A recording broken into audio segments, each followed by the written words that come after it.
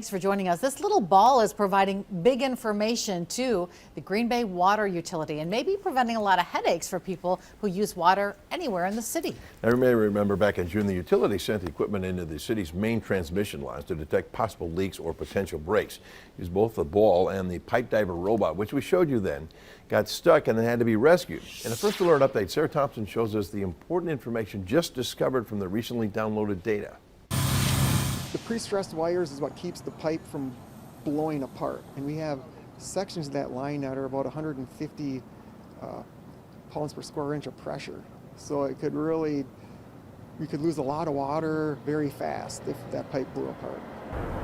A pipe burst or a scene like this in 2012 near Main and Mason Streets is the last thing Green Bay Water Utility Operations Manager Brian Powell, or frankly anyone else, ever wants to see again.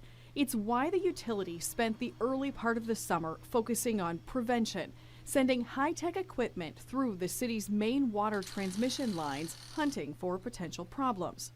And with the SmartBall, we determined that we have 3 small leaks on the 24.5-mile stretch.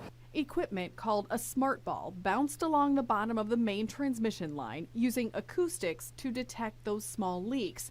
They're ones Powell says need to be fixed to prevent bigger leaks or something worse. If they're undetected, they can have a catastrophic break, could limit the amount of flow into the city and drop pressures and all kinds of things that we don't want to have happen. Repairs should happen this fall when water demand is typically lower. The utility also sent in this robot, the PipeDiver, using different technology to sense breaks in the wires that wrap around the 36-inch pipes.